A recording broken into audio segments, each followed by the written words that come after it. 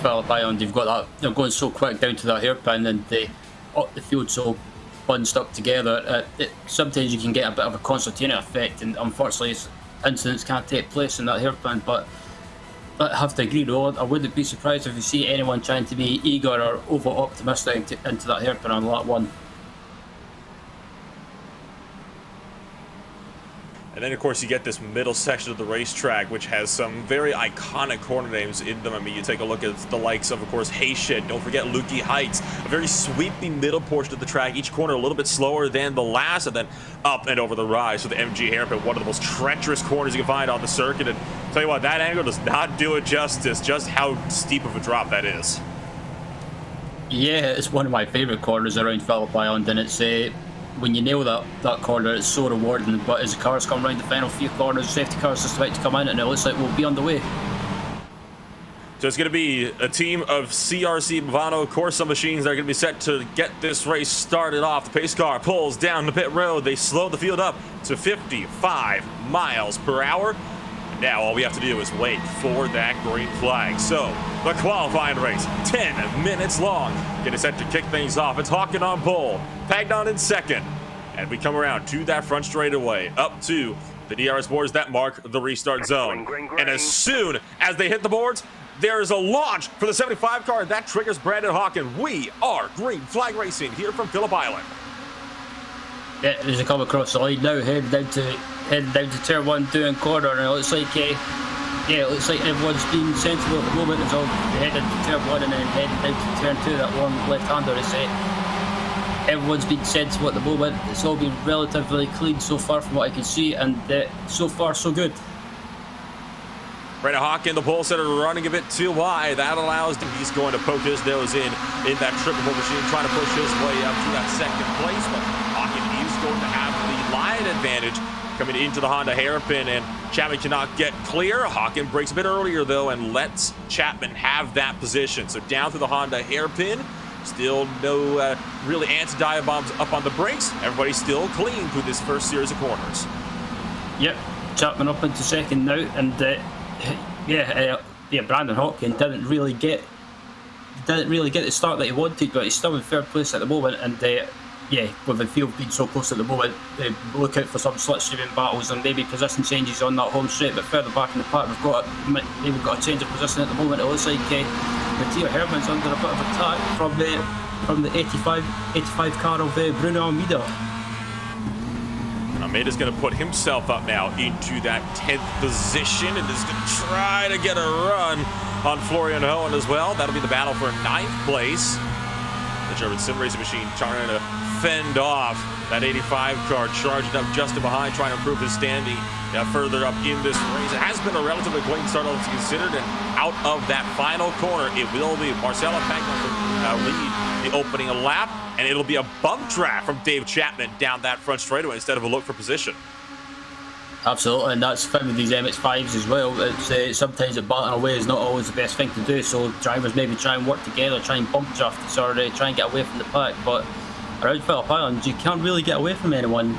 It's just because everyone's so close. But as come through turn 2 now, it's still Agnar leading from Chapman, from Hawken, from Techno, and it looks like Neil's fine in this battle as well, along with Neil Middleton. Samaneshis dropping down the timing boards on the left side. Might have had it off in the turn 2. He is back up to speed now, so whatever the issue was, a temporary problem for the number 5 machine. Coming around to the Honda Hairpin for the second time today. You see side-by-side action coming up into turn number 6, up the side between Florian Hohen and Matteo Herman. Herman's going to put himself up now into P number 8. Completed the pass on the 246 machine, trying to fend off Florian Hohen just in behind. Now trying to catch up to Jorge Correa and see if maybe he can make a run on that 29 car. Yeah, as it comes through, look, the heights down and heading down to the hairpin now. It looks like Chapman, I thought he was good. Whoa! Someone's off in the background. That was Herman. Oh, and kind of behind as they go 3 wide in the MG Hairpin. Julien Blamont shoves off Bruno Almeida in the 85 car. That's going to cost Almeida a ton of places, along with Blamont, as Blamont tried to slow up to maybe give that spot back. But 3 wide calamity all kicking off as Herman ended up going off track, and Blamon just missed the braking zone. Yeah, it was just so unfortunate. It was like I was talking about before, the field's so close, and sometimes you can get contact, and unfortunately that's what we saw. But yeah, as you look at the replay now, it looks like Hairpin came off the track, and he might have just Blamon just he missed his braking point. Well too deep on the brakes. That was not necessarily going to work out so well, and the top grouping still relatively unchanged so far. Pagnon continues to lead the way from the field. Of course, it is worth noting that this does set the grid for the first actual race of 30 minutes in length. It is not going to be necessarily a race that you have to win per se, because you've still got 2 races ahead of you that you can try to work together. But that doesn't mean it's not a good idea to try to get up a good position, because that's obviously less positions you have to try to make up during the race. Yeah, and that's the thing with these pre-qualifying races as well. It doesn't really in a way count for anything. I mean, it counts for like the first actual race, but just basically if you finish close to the front, then you're pretty much in with a chance in the first the actual race one of the round this meeting. But is right on board of Korea at the moment, currently behind the Torque Freak racing driver of Neil Whittleton, coming through Lucky Heights now, and it looks like someone's wide in front of him, and he manages to get it back into the corner. But yeah, this pack at the moment is really close and really big. Neil's Pine that you saw flying over a little bit wide over the top of Lucky Heights, diving it back in, a bit of an interesting line, but it looks like a deliberate one for the 14 car. Just kind of flirting with the outside of the grass of the exit of turn 11 as well. So Nils Pine trying to experiment a little bit with the lines here. If there's ever time to do that in the race setting, this qualifying race is where you'd want to test that thing out. Dave Chapman still giving the push, and I do quite mean a literal push to Marcelo Pagnon down that front straightaway, trying to keep Brandon Hawken, I would imagine, the teammate, at bay. As possible as they come through turn 1 now, and Marcelo just gets a little bit sideways, but manages to hold it. And yeah, just look at this train now starting to form, and Marcel is starting to. I don't know if he's maybe trying to back Chapman up into Hawken, and kind of just Brandon's maybe just trying to distract Chapman a little bit, but still it's a fantastic racing up the front at the moment as they head down to Horn the corner. Down into the Honda Hairpin, and contact behind as Jorge Correa getting into it a little bit with Mateo Herman. You could just see at the tail end of the shot there as they were right at the apex. So a bit of calamity deeper onto the field. That tends to happen once or twice when you get these cars that are a little bit more stacked up together. Every one of them is going to have different braking points, especially since they're coming off of a big drafting straight as well just up before this. So it's a very difficult thing trying to navigate tight hairpins like that when you're nose to tail as these guys are right now. Absolutely, as Phillip back in the field, just looking at this battle with Herman now, and the Carrera as well. As Herman tries to dive up the inside, but Carrera manages to hold him off. Talk about a chop from Jorge Correa. Mateo Herman just completely shut the door on the 221's face. I imagine Herman might have a word or two to say about that if you could get back to him. 3 minutes left in this qualifying race. That'll be about 2 laps left then on the clock. So if Dave Chapman wants to go for this lead up in front, he's got to make that move now. He's not going to make it, so Brandon Hawkins going to make it for him. Look at the 98 car going to be pulling alongside for the race lead, and he is going to go back to the point. And Chapman diving up the inside as well, trying to go for that gap there and take second place, but Pagnon will have the inside line for turn 2, and he gets it. It's just about contact. Bit of contact, pushing the Shipsky race machine wide. Dave Chapman going to be dropping back out of the podium positions now, down to P4 as Linus Tech now for the first time all day long is going to push himself up into a podium position, but he still has Chapman on the right side to contend with. Will Chapman let him have this one, or is he going to try to fight back? He's going to try to fight this one back into turn 4, and how about the lunge of Pagnon as well, right on the Honda Hairpin apex, and somehow they managed to keep it out of each other. I have a feeling that Pagnon might have just cut Chapman a pretty huge break. Yeah, and I'm not even going to deny it. I had to hold my breath there when I saw Chapman dive up the inside. I thought he was going to wipe out Pagnon, but amazingly they all managed to survive and make it through in one piece. But that's allowed Brandon Hawken just to pull away a little bit and build a little bit of a gap. Dave Chapman still duking it out here with Linus Tech now up side by side over Lucky Heights. And down into the braking zone, Tech now has got the perfect line, the preferred line. He's going to go door to door and bang doors a little bit with David Chapman. That's stacking up his entire group just behind and allowing the SRC machines to break away just up in front. More contact, pushes Tech now off the track entirely. That one came from Chapman, as now Tech now is going to drop so far down the order. He's going to lose spots as well to Matteo Hairpin and possibly Florian Hohen as well as we start the last lap of the qualifying race.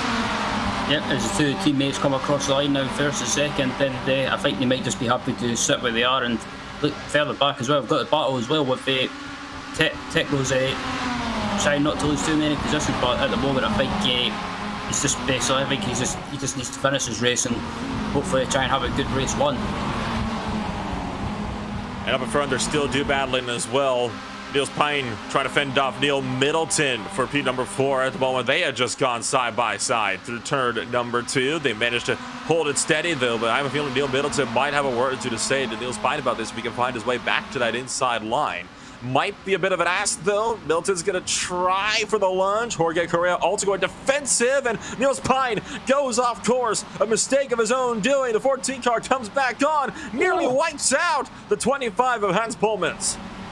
Oh, that was so lucky I was in contact when he rejoined there. That was so close to being a big accident, but luckily managed to get away with it. But still,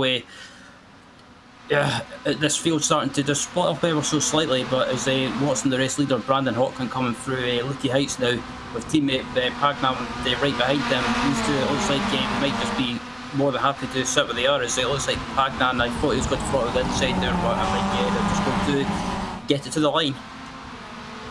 But around turn number 11, Brandon Hawkin clear out in front. I'd be very surprised if those two drivers in the SRC Movano Corsa machines decided to do battle it so hard right at the end of this race when it is just a qualifying race. So they're going to come around through that final corner. Does Pagnon try to go for the position? He's going to make that look to the left. He is going to try to go for the position here. This is going to be a drag race up to the line. Contact is made, but it's going to be Brandon Hawkin to win out in the qualifying race.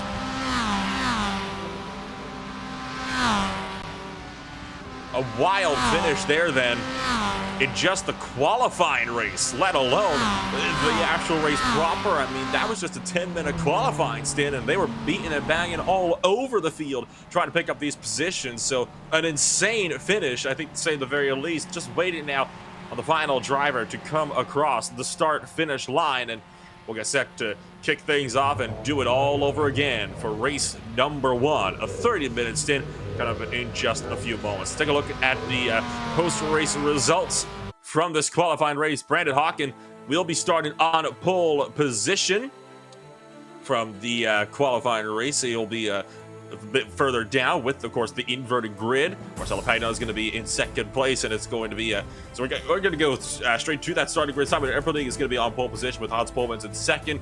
Florian Hohen is going to be in third now with Linus Tech now in fourth. Matteo Hairpin in fifth. Jorge Correa in sixth. This is, of course, with that inverse grid. Neil Middleton is going to be in seventh place with Dave Chapman in eighth. And the two CRC Movano Corsa cars finishing 1-2 of the qualifying race. They're starting 9th and 10th to round out the top half of the field in race number 1. Yep, and 11th is going to be Niels Pine with Simon S. He's in 12th. 13th is Eric Intelli. 13th is 13th is Eric Intel. 14th is Julian Blamont. 15th is Ian Cabana, Harold Weber, and 16th, 17th is Nick Barden, Rachel Williams 18th, 19th Adrian LeBoyle, and Bruno Almada in 20th.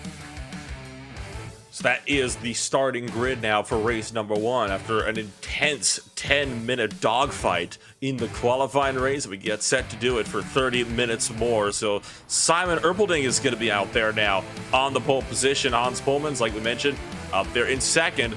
Linus Tech now probably would be started a bit further down the order, but after he got shoved off in just the second to last lap, he finds himself started in third. And I tell you what, it was almost a case of the two CRC teammates finding themselves a bit further up the order as well, had they collided and fully spun around with that contact coming down the front straightaway for that race win by just 19 thousandths of a second between them.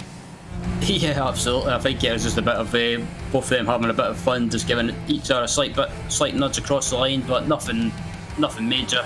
But yeah, this reverse grid, I think there's going to be some It's going to be an interesting race, but don't be surprised if you see Pac-Man and Hawken coming through the field along with especially Dave Chapman as well, who they took a win in the qualifying race at Motegi, and along with race 2 at Motegi, so he could be one to look out for. That was the view from the front left quarter panel of Florian Hohen as they were coming their way, of course, through the Stoner corner down into Honda. This is a hairpin that has seen quite a bit of action already so far today. The only driver, though, that's really gone off there, it was a mistake of his own doing. So it hasn't been any major content that sent cars around in that hairpin, interestingly enough. That being said, we've already started to see some of the more desperate dive bombs that can be had when you're going down into that hairpin. Yeah, people just, I don't know why, they just seem to be really eager to try and get by at any cost, and I think they just need to settle it down, especially in this race, with it being 30 minutes. There's more time to relax, get into it, and plan what you're going to do, and maybe just kind of just play the waiting game for a little bit, and then if you see an opportunity, then you go for it. Could not agree more. So the field is going to come on up through Luki Heights. We saw what the field was like last time with the two CRC Movano cars, starting 1-2. Now we get to see what they are going to be able to do starting 9th and 10th, locking out row number 5 after finishing 1-2 in the qualifying race. So rounding turn 11, the field just excelled a little bit to stack on up with the rest of the cars. The iRacing safety car going to pull down into pit road. That leaves it in the hands of the 1-1 Shipsky machine of Simon Erpelding to try to see if he can lead them back to the green and hold on to that race lead, crucially, coming into turn number 1. Going to those DRS boards, race number 1 officially underway as the green flag drops. It's a bit of a drop further down to the field, but look at the jump that Simon Erpelding has as they cross start finish to officially start out this 30-minute race for race number 1, the first of 2 on the day. There's no challenges with the race lead coming into turn number 1, but they are going to be side by side for third. Look at Florian Hohen trying to work his way up into third quickly. He's going to muscle line. Is set now out of line. Yeah, it was a great move by him. He just basically muscled his way through, and he's basically not hanging around. He's up into third place already, and it's a great move, but he's running wide ever so slightly, and this is giving Techno an opportunity to try and get the run heading down to the hairpin on the corner, and Techno's up the inside, or he's on the inside, but he'll be on the outside heading into the hairpin. Saw a big crash in behind. We'll get back to that in just a few moments, but they're side by side for the race lead. Meanwhile, with Hans Pullmans trying to take the race lead away, Erpelding goes defensive, and you can see 2 by 2 by 2. Like it's a high-speed pace lap just in behind. The 25 car, though, finally going to break through the race lead. Linus Tech now going to try to make that up into second place. One car goes further up in Siberia. Dave Chapman way off and into the gravel. He's going to come on without further incidents.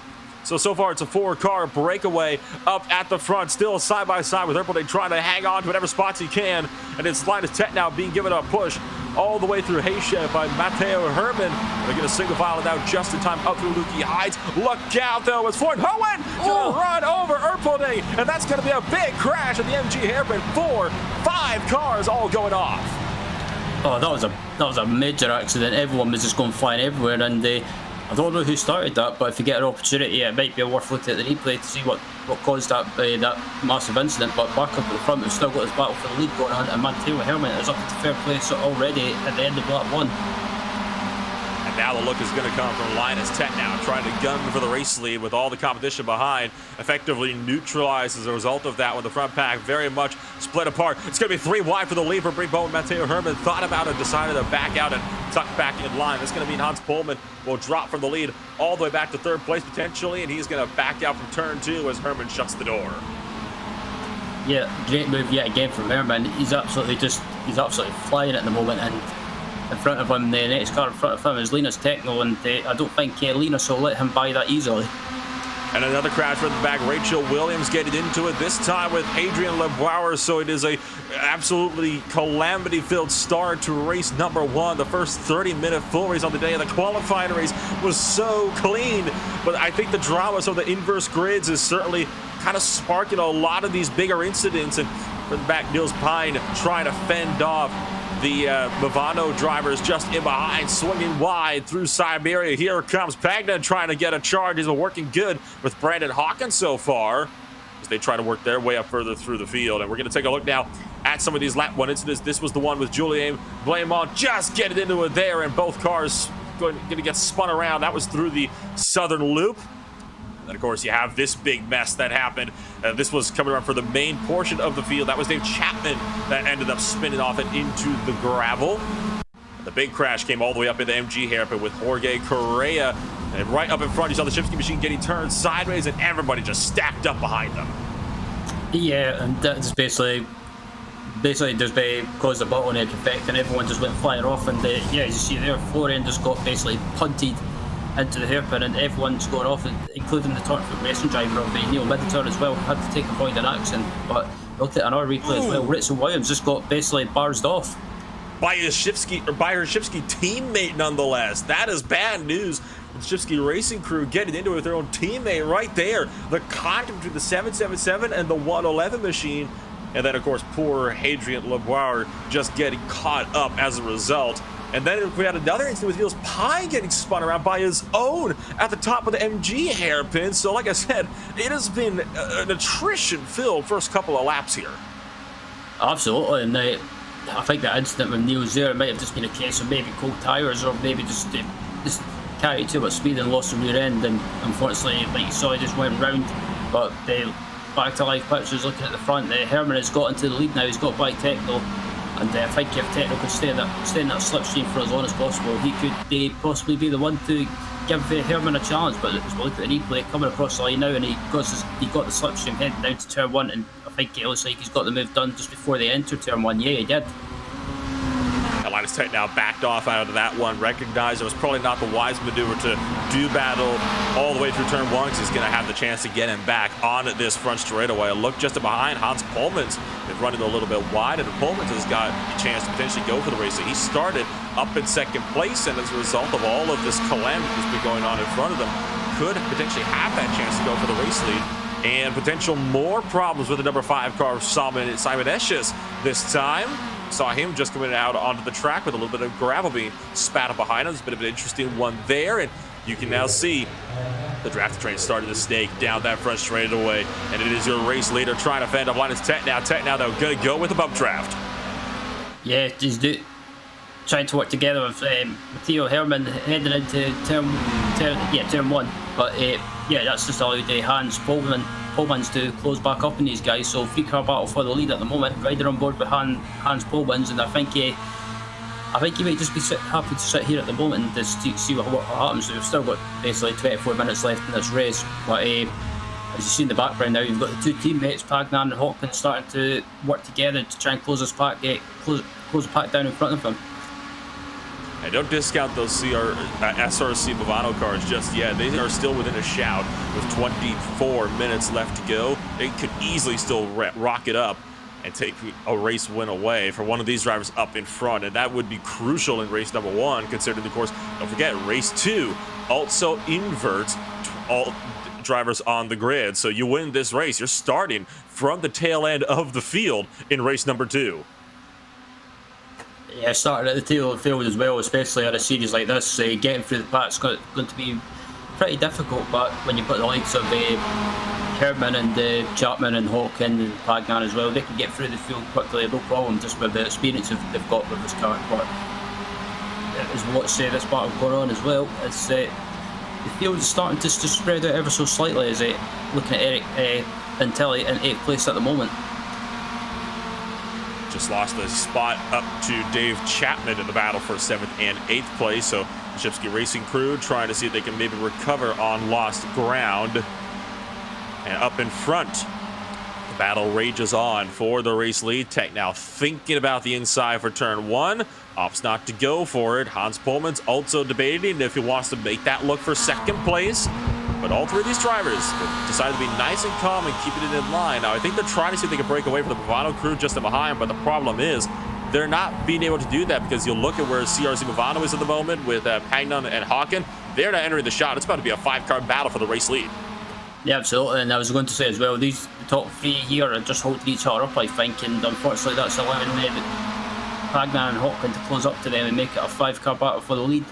And don't be surprised if you see Hawken and Pagnan getting to the front in no time. And now you can see that Pagnon is right in the thick of things here, so this could be an interesting one. Almeida off the track, just in behind. Bruno Almeida having problems at the Honda Hairpin, dropping a ton of spots, and that was just a mistake by himself. Was trying to defend against Dave Chapman, too deep on the brakes, just ran it too wide. Unforced error there from Bruno Almeida. Mistake of his own doing. Always a bit of a rough one, but at least it's just an off track to be able to get going. Now Hans Pullman under fire from Marcelo Pagnon all the way up over the top of Lukey Heights, and it will be Pullman's on defense into the MG Hairpin. Breaks a bit later and is able to just pull ahead.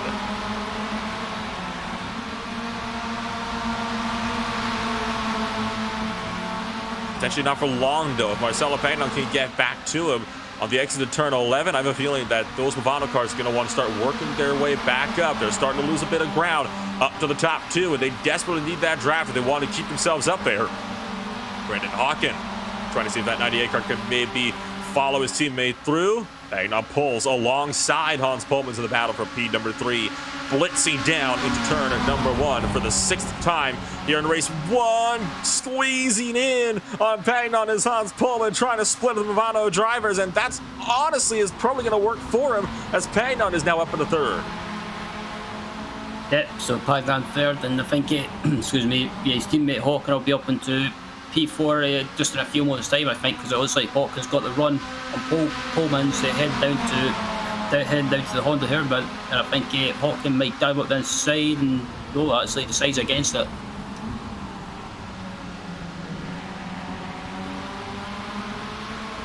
Pagnon trying to close up as well. The line is set now. He's taking a look at the static shots here from around Phillip Island on this beautiful motorsport facility. Gosh, if only this track could be the one to host the Australian Grand Prix in the Formula 1 World Championship, that would honestly be a dream come true. Yeah, I have to agree there. An F1 Grand Prix around here would just be awesome. As it looks like Hawken's trying to dive up inside. Hawken trying to dive up inside there and head down to the Hairpin. It looks like he can get the move done. Techno's going to have the inside, but I think if Hawken can hold it on the outside, he'll have the inside for the next corner, and it looks like he might have the move done just about. Hans Pullman tried to capitalize on Pagnon to try to go for 2nd place, but instead just opened up the door for Brandon Hawken to squeak through. So Hawken's going to say, thank you very much. I'll take that 4th place. My set now getting muscled a little bit extra wide through turn number 12. Hawken's going to tuck this one in line. Marcelo Pagnon trying to see if he can maybe run down Matteo Herman up in front. Tet now doesn't go for the move. He's trying to push him up to that number 221 machine up in the front of this thing. Herman has no drafting help whatsoever.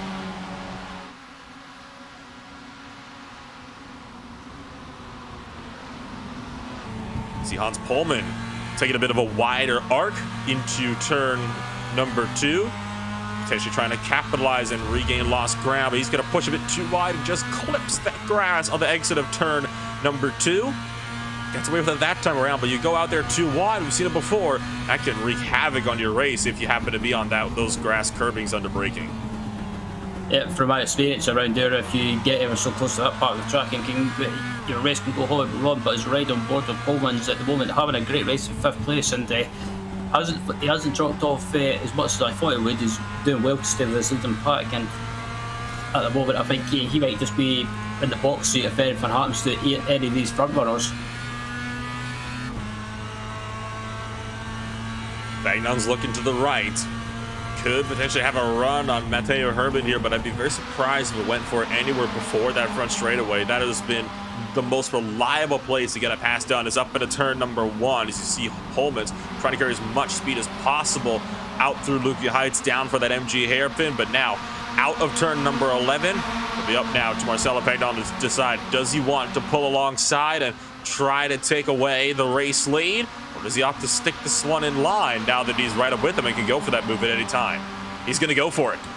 Yeah, I was about to say, I think he'll go for it. I don't think he can't afford to really hang around now, because you've got the like of Marcelo having a bit of technical questions there for me, or maybe it was just my in-game view. But anyway, up in the front, up to the front now, into the lead, and Herman down to 2nd. Very easy pass there for Pagnon to work his way up into the race lead, but that puts 2 cars now between himself and his Movano teammate, which is not necessarily good news for Pagnon. He's going to be trying to no doubt see if he can maybe re-link up there with, of course, Hawken just in behind. On the right side of your screen, that is the current battle for P12 on the racetrack. You're watching Julien Blamont fended off Niels Pine just in behind up through turn number 2. Nick Martin just trying to reel these guys in just in behind. And you can also see, oh, contact, and off the track goes Brandon Hawken in the battle for the race lead. Got into it, I think, with Herman and Tech now as they try to go for the lead altogether. Yeah, everyone's starting to get their elbows out now, and at the moment it's still Pagnan leading, but Herman is still keeping in contact with him. But looking at the replay now of what happened with Hawken, it looks like they come round on the corner, and it looks like Techno might have just slowed up by the looks of it. Well, I think Techno got into Theo Herman and shot the 221 sideways. That obviously checked up Tech now, and Pullman's was already on the throttle, just coming on him from quarter exit, so he was completely caught off guard. The good news is Brandon Hawken has not lost the draft to these guys in front. He's still very much with them, so the potential for Hawken to try to work his way back up to his Movano teammate, it's still very much alive, and I have a feeling these guys shouldn't count their chickens for their hats just yet, because Brandon Hawken is going to be on the hunt now. Yeah, never ever count Brandon Hawken out, especially in a car like this. He's got so much experience in this car. He's so quick with it as well, and don't rule him out of finishing on the podium or even taking a possible win. But as come round turn 1 heading into turn 2, this leading pack still together, and like I say, Pullman's is still doing well to keep in contention with this battle as well. As it looks like Hawken's got the run and Pullman's and head down to the hairpin. The train of 5 cars strong. It's the biggest grouping of cars that you got all in one big battle all throughout the racetrack thus far. And gonna look over to the right side of your screen, and you can see that is Bruno Almeida and Eric Intil in the battle for 9th and 8th. Just diving down into that Honda hairpin. How about the lunge from Simon Esches to punch his way up into 9th place? That was a fantastic move by him. Very opportunistic. Took the opportunity when he saw it, and he gained the position now. But still, like, looking at this battle up at the front as well, on the other side of the screen, it's still going on at the moment, and Herman's right behind Pagnan heading into Lucky Heights, and I think Herman, might just planning what he's going to do in the closing stages, as it looks like we've still got about 14 minutes left in this race.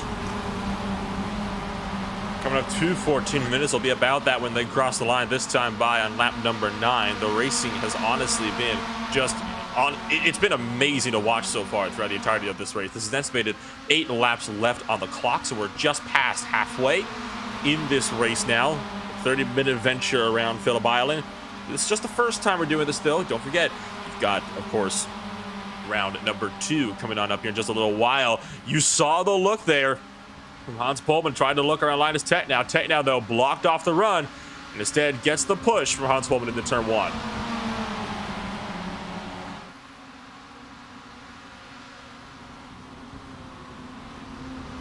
How about Brandon Hawken trying to look up the inside of Hans Pullman as well? Going to make that opportunistic lunge into turn 2, and he's going to make that one work. So Pullman drops back to 5th. That puts Brandon Hawken now up into P number 4. Saw the door was open into turn 2, and he wasted no time in going for it.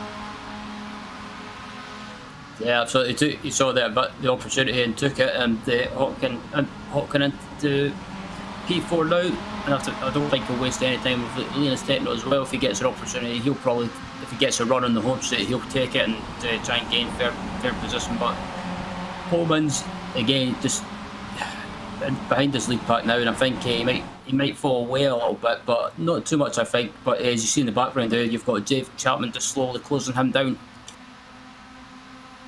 And just behind Dave Chapman, you got the battle for 7th and 8th of Neil Middleton and Bruno Almeida, which has started to pick on up as well in this middle section of the racetrack. Look at Almeida trying to look around the outside line of Lucky Heights. Tried to already fight this one down the inside of the Honda hairpin. Didn't quite work out for him. Middleton managed to fend him off. But Bruno Almeida starting to look a little bit more antsy now in that number 85 car. Recognizes you're past halfway.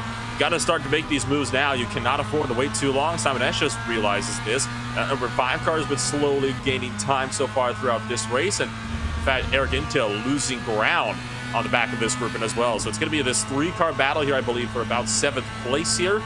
See Esches has got the perfect view of the fight between Almeida and Middleton just up the road from him, and sure enough, Bruno Almeida goes for the move, and Middleton holding his ground in the middle of the racetrack, taking a more defensive line. He's going to have to arc that one back out, though, to the left side of the track as they thunder down to the turn number 1, and Bruno Almeida is up in the 7th place.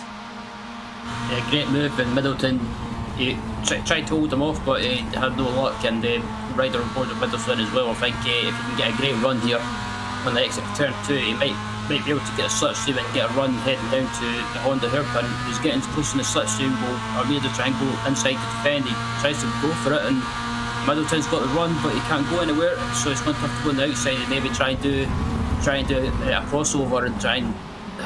Oh, he just runs a little bit wide. Too deep on the brakes, trying to carry the momentum through. That almost opened up the door for Simon Esches to poke his nose in there. So Bruno Almeida effectively has now 7th place secure for the time being. It's going to be between Middleton and Simon Esches now in the battle for 8th and 9th on the track as they are coming their way around with 6 laps to go this time by.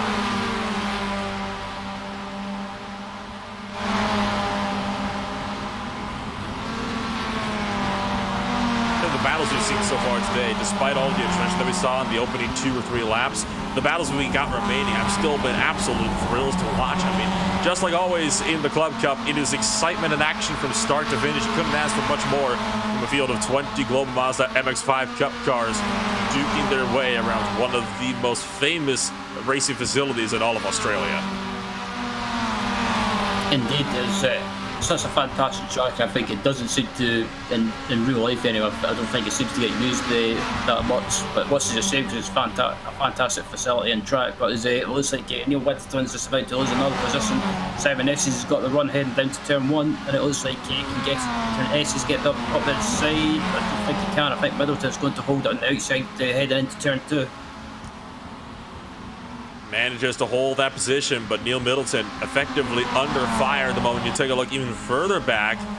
Looks like Simon Erpelding might have had an issue breaking sideways in the middle section of the racetrack and spinning that car well around. That was actually on the exit of turn 2, I believe that is. Manages to keep it out of everybody though, so the Shipski race machine gets away with that one, but a lot of time lost there for Erpelding.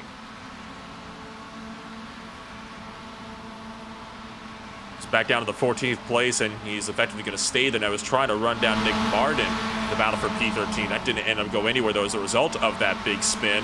So look back up to the battle for 7th place. Bruno Almeida still trying to fend off Neil Middleton just in behind, and it's been a rough battle so far from Middleton, who's just been slipping further and further back. You can see Simon Esches still applying the pressure, looking for the inside line of Lucky Heights, but there's no space to go for. Esches is forced to back off. And can he get that run down the hill into the MG? No, way too far back, but you never know. Down that front straightaway, we've seen a lot of crazy things happen there already today.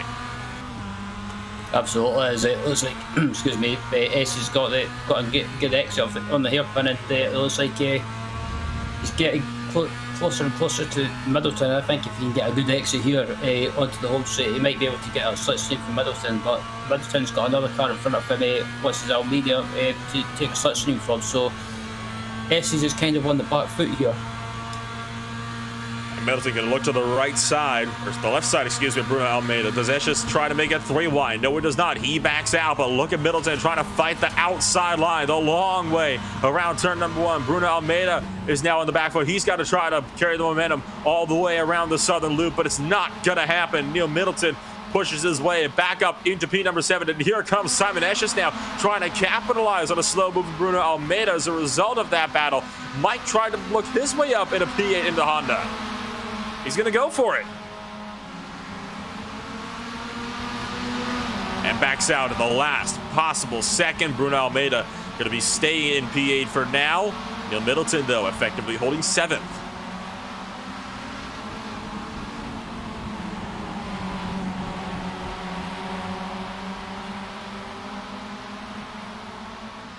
That 85 car's been doing good work so far today. He's been trying to run down Neil Middleton, who's been trying to potentially even work his way up to David Chapman as well. But at this point, that 444 machine of David Chapman, one of these other Shipski racing drivers, who's a long way up the road at this point, in a bit of a no man's land, I don't think they're going to be able to catch him at this point. They're fighting each other way too hard in this midfield battle to be able to properly go for a P6 finish.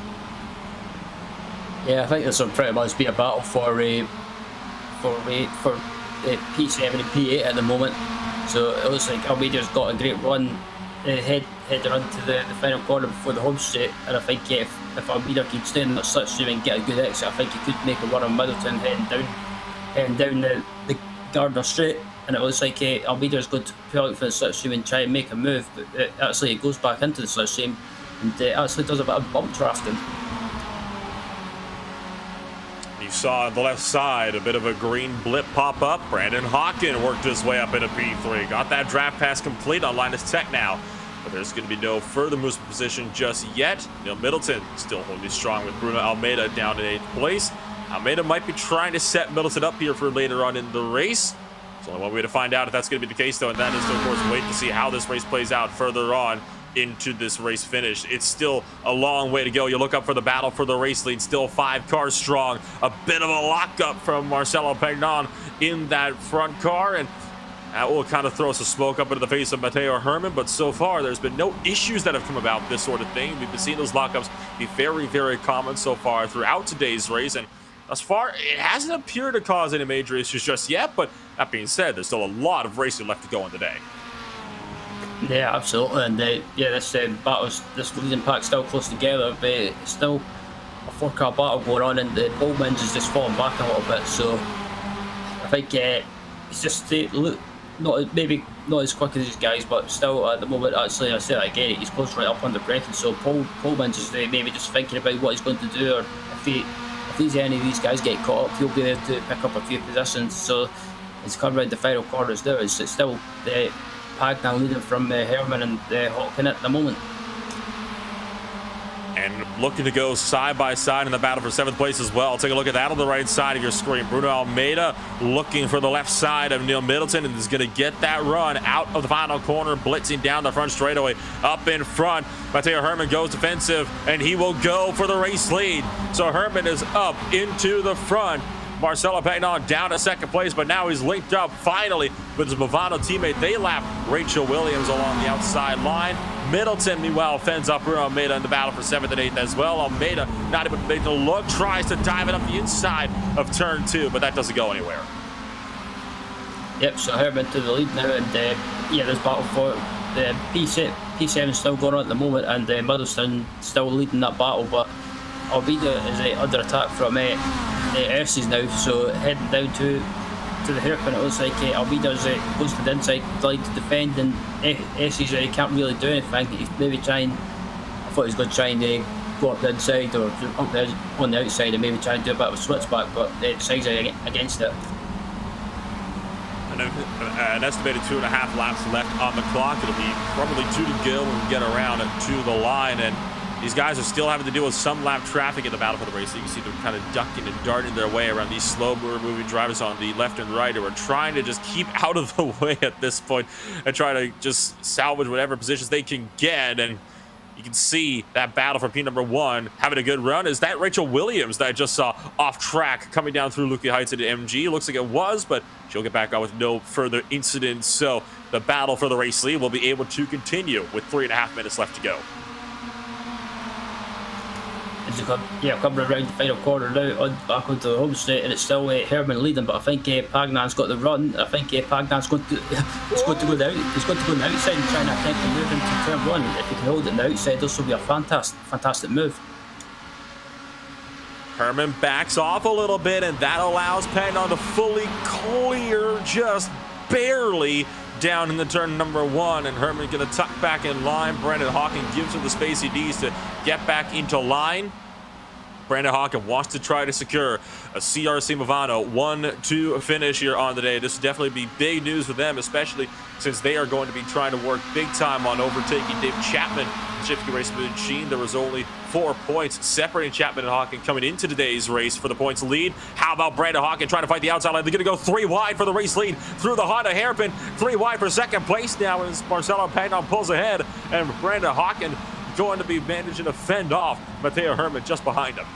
That was a fantastic move on the outside onto the hairpin. He braked as late as possible, managed to hold it on the outside, and managed to get the move done. That was absolutely awesome.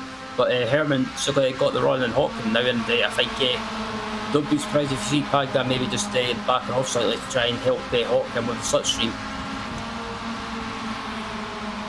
2 minutes left to go on the clock. The lap times are around 1:46. This will be the final lap of the race this time by. So only a couple of more chances for Herman to try to work up his way to the race lead. And I have a feeling Herman might be anxious here. He's dropped from first place down to third in just one lap. And now he's going to have all the draft in the world to help him out with trying to overtake at least Brandon Hawken, if not Marcelo Pagnon as well, all the way down the long front straightaway. How powerful is the draft? How close can Hawken pull on up to a CRC Movano teammate just up the road from him? Crossing the line, 1 lap remaining, and Pagnon is going to be under fire, potentially from his own teammate just behind if the qualifying race is anything to go by. And heading into turn 1 now, Herman wasn't able to get a run head across the line now, so yeah, this is the last lap, and it's pretty much gloves off from here on out, and Herman goes wide to maybe trying to get an undercut and try and maybe get a good exit, but further back in the field we've got this battle for P7 still going on as well between Middleton, Almeida and Esses, and it looks like Esses took a position from Almeida. And he has. Simon Esches is going to be working his way up in the battle for the race lead, though. It's still on. Herman going to make it 3 wide into the Honda Hairpin once again, and he's going to push 2 wide, and they somehow keep it out of each other. Brandon Hawken loses 2 spots. Linus Tech now is going to capitalize, and they're still 3 wide up through Siberia. I have never thought I would ever see something like this work out, but somehow they made it work. Brandon Hawken is going to somehow fend both drivers off. Here comes Lance Pullman is going to get it into the back end of Matteo Herman, coming on up into the final series of corners. It is gloves off racing and just heads up battling the bump draft all the way through H-Head with Brandon Hawken, and it looks like Hans Pullman gets pushed off the track. Linus Tech now still trying to fend him off just in behind. At this point, Pagnon has pulled such a big gap, it's no question that he's going to be winning the race if he doesn't make a mistake. Hawken is able to pull ahead though in the Movado car, and Linus Tech now somehow maintains 3rd place. Herman is going to be in 4th place, and Hans Pullman might be in 5th, but it's not over yet. You still got the drag race all the way down the front straightaway, and up in front, Marcelo Pagnon comes around the final corner, and it looks like he will be the race 1 winner. Brandon Hawken, he is looking set to hang on to P number 2. Tech now going to be coming across the line just now, tries to look around. 3rd place finish for him though. Matteo Herman is in 4th. Hans Pullman rounds out the top 5. What a battle. Yeah, that was a fantastic race, and it looks like that battle for P7 as well is went the way of Neil Middleton, with Bruno Almeida and 8th and 9th going to Simon Esses. And still battling, coming across the line. You saw the Shipsky race machine losing a bit more ground as well to the 774 machine. An absolutely intense dogfight across the line of the closing laps. Gloves off racing. Anything can happen. So Marcelo Pagnon and Brandon Hawken lock it out with another 1-2 finish for the CRC Movano. Of course, the drivers, they're going to be starting last. Well, they're going to be locking out the back row here in the next round of another 30 minutes. Linus Tech now for the Impulse Racing crew is going to be finishing out the podium with Matteo Herman in 4th. Hans Pullmans is in 5th. Dave Chapman is in 6th place with Neil Middleton in 7th. Almeida 8th. Esches 9th. Eric Intillia rounds out the top 10. And for those guys inverted, that's going to be rounding out, of course, the bottom, or that'll be the bottom half of the field for the next 30-minute race. Julian Blaimont is going to be in 11th place with Nick Martin in 12th, and Niels Pine in 13th. Simon Erpelding is in 14th, and that'll be the last drivers finish on the lead lap. And of course, you have Jorge Correa, Rachel Williams, Ian Cabana, Florian Hohen, Hadrian Lebrouwer, and Hanno Weber are going to be starting on 1-2 after not finishing the race here in round number 1. An absolutely insane finish then for race number 1, and we got to do it all over again, but this time with the full inverted grid. Yeah, that's going to be absolutely crazy, and it should be an interesting race watching how some of the quick guys get through the field. But yeah, I'm looking forward to it. Feeling very good. That's a recipe for excitement. A recipe for excitement, to say the very least. And we saw what the CRC Movano drivers were able to do when they had to start 10th place coming into race number 1, but now they're going to be starting all the way at the back. And I have a feeling that inverse grid is what kind of helped cause some of the calamities that we saw in round number 1 here today. I wonder what a full inverse grid is going to do, because the pacing of these drivers is certainly out there, to say the very least. And this is, in fact, the finish that we had seen. I believe this was what we're going to be seeing, some of the 3 wide action that we've been seeing throughout the course of the race. But I mean, it was an insane race so far throughout this one. Some of the race highlights so far that we had seen in round number 1. I mean, it was about as good of a race as you could hope for from these 5 drivers. Yeah, absolutely. But it wasn't just that battle up at the front for the one, it was also that battle in the midfield for P7 as well, between Middleton, Almeida and the S's as well. There was great respectful racing between them. It was hard racing, but respectful racing. And I think that's just proof that why the Cup's so popular, just because not just because of the slipstream, but also the hard racing, but respectful racing you get at the same time.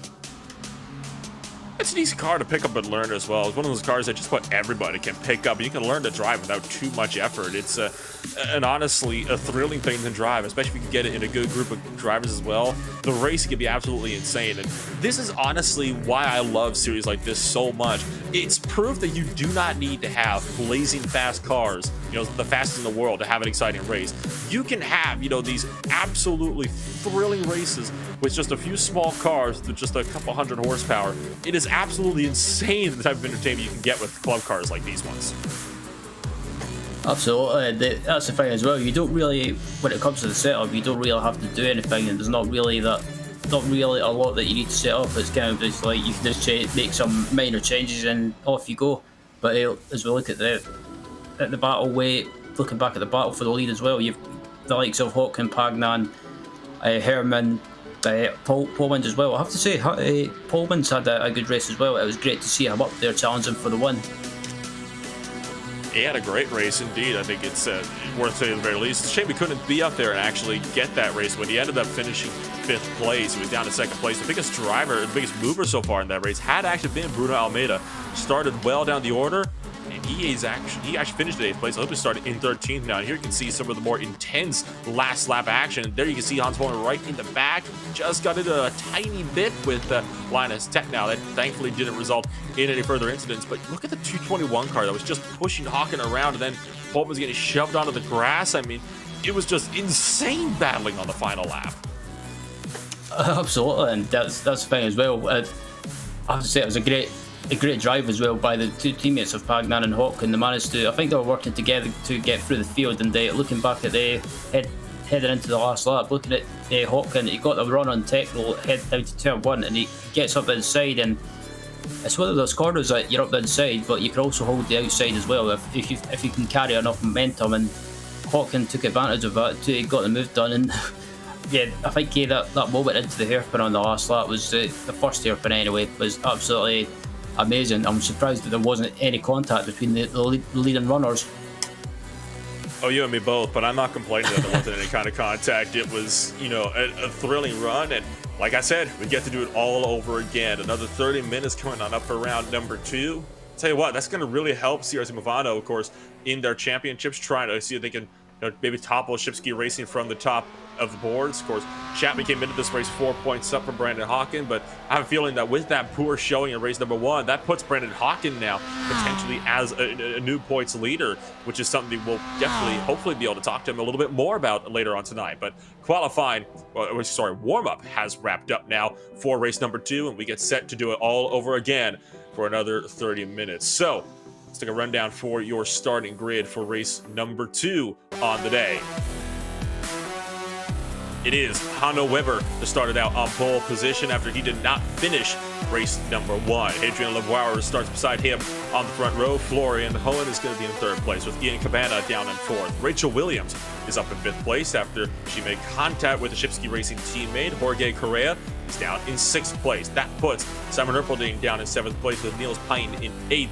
Nick Martin is in 9th place with Julien Blamont to round out the top half of the field. Eric Antilli is going to be in 11th, with Simon Esches down in 12th. Bruno Almeida is in 13th, with Neil Middleton in 14th. Dave Chapman is in 15th, with Hans Pullman in 16th. Matteo Herman and Linus Tech now 17th and 18th. That, of course, leaves the CRC Movano course drivers, who have so far been 1-2 in both the qualifying race and race 1. They're locking out the back row, trying to go 1-2 again here in race number 2.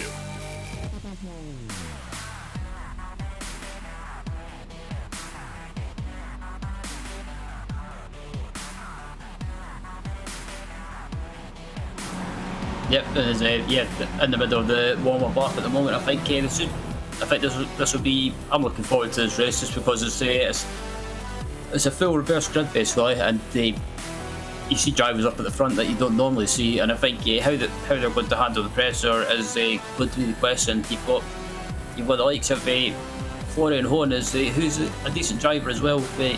That's up there, so he could be up there challenging for the win. But also you've got the likes of Jorge Carrera as well, and also Simon Hairpin and Neil Spine. So those are names that are worth keeping an eye on.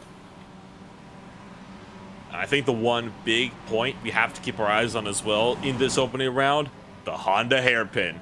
You got a full reverse grid. You got drivers who, in qualifying, there were 3 seconds separated the fastest from the slowest, and they're all going to have different braking points coming on down into that Honda Hairpin. I imagine the guys at the back might be wanting to get a little bit antsy. They might be wanting to make up those positions early before they can lose too much time being caught in slower traffic. And you already had race control, out there telling these guys, just take a deep breath. It's 30 minutes. You'll be able to make those moves later on in the race. But you know how racers are, Ryan. They don't, when you're in the moment, taking a deep breath doesn't exactly come to mind. Yeah, taking a deep breath is basically something that these drivers don't really do. It's kind of, you know what races are like once they get into that mindset. It's there's only one way that they work, and that's to basically go fast and get through the field as quickly as possible, especially in a full reverse grid race. So coming on over Lukey Heights and down into the MG Hairpin for the last time today, behind an iRacing safety car before we get this thing set to go. Green flag racing. One more restart left to go on the night. The field going to stack it up on your front row of Weber and Hadrian Lebauer. Pace car is down to pit road. It is now in the hands of the 99 machine. Has to wait for those DRS boards on that front straightaway. The field of 20 Global Mazda MX-5 Cup cars strong lines up right behind them. So coming around the final corner, turn number 12, on it to the front straightaway. We're going to say, let's go back racing. Race 2 is underway. And already, how about a 3-wide jump? And already calamity behind. 3, almost 4 wide as cars get into it further in the background. Marcelo Pagnon right in the middle of that one, making huge contact with guys like Linus Tech now, but they're able to maintain the run. And we are clean into turn number 1. Apart from that minor incident, Florian Hohen trying to find the race lead early on. Going to be looking around the right side and will overtake Honda Weber coming around turns 1 and 2. So far, through the first couple of corners, we seem to be clean. I say that too soon, though. Two drivers get spun around the back. Almeida is off. So is Brandon Hawken deeper in the field. So it's calamity on the first lap, but not quite as severe as race 1 just yet. But you still got Honda Hairpin to worry about it. They're going 3 wide, deeper in the mid-pack, trying to get the runs up into the Honda Hairpin. They double file it out, thank goodness. And here's where we have to worry about these drivers here, Ryan. It looks like they're going to be able to get through there, though, without too much fuss. They've been sensible and not done anything silly, so they've got through the Hairpin without any problems. But yeah, I was watching the 2 GSR cars up at the front there. They worked together and they didn't waste any time in getting to the front, heading into turn 1. Oh, someone's off in the grab on the background. That was Linus Tech now having yet more struggles in the number 13 machine. So a bad run for him and a bad run for Brandon Hawken, one of those Movado drivers you can see right near the tail end of the field with Nick Martin just in behind. The 98 car trying to work his way back to the front, but they're side by side all the way through Lukey Heights and down into the MG Hairpin. So far, nobody having major issues down into the braking zone of MG. They managed to survive that one, and overall, a much cleaner start to race 2 than we had seen in race number 1. Yeah, absolutely. It looks like, as they're all coming through the final corner now to complete the end of lap 1, and it looks like we might have a move going on already. So it looks like Dave Chapman's not wasting any time, but he's under attack from, basically he's in a sandwich, if you like. He can't really do anything.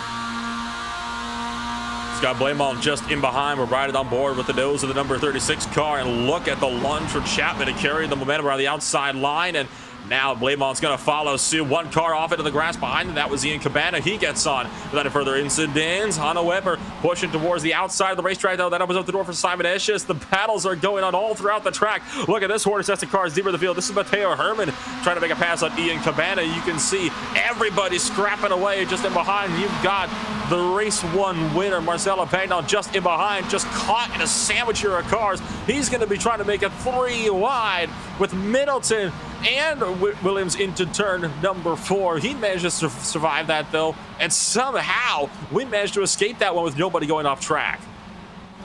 Yeah, Pagnon tried to get past Neil Middleton as well, but he couldn't do it, or he can't do anything at the moment. It's pretty much someone's off! Look out!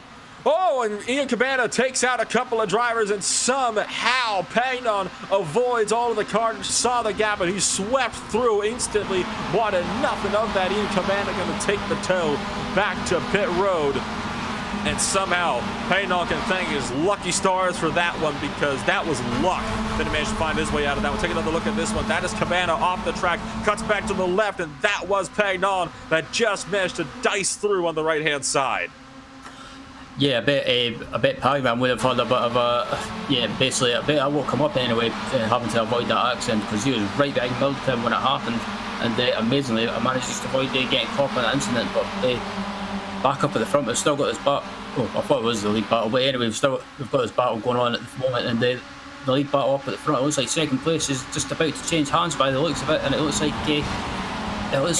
Pines up into second.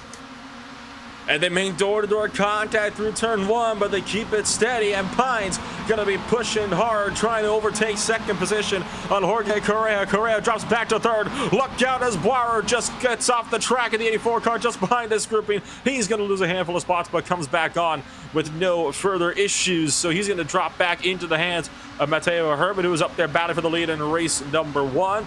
Matteo Hairpin goes through, but the battle's still on for P number 2. Niels Pine now under fire for Jorge Correa.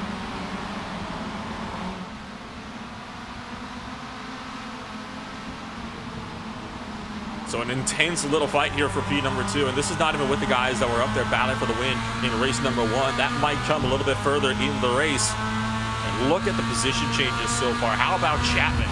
Up 11 spots in just under 5 minutes where he started in this race. Amazing stuff from Chapman, and Chapman's now trying to make that 12. Looks around the right-hand side of Jorge Correa up through Luque Hayes, trying to find the long way around. Niels Pine gets offline just in front of them, and this is going to be a huge lunge from Chapman into the MG Hairpin. Jorge Correa going to stay with it. Niels Pine, he's safe for now despite that mistake. Chapman is absolutely not wasting any time. He wants to get by as quickly as possible, because he knows that the likes of Pagnon and Herman are right there. So he needs to get by these guys as quickly as possible. And I think he's got the run on the home straight, and I think don't be surprised if he makes a move into turn 1. Well, Carrera try and hold the inside line. He's not. Well, basically Chapman can't really do anything, because Carrera's on the inside line, and Chapman's been pretty much just boxed in.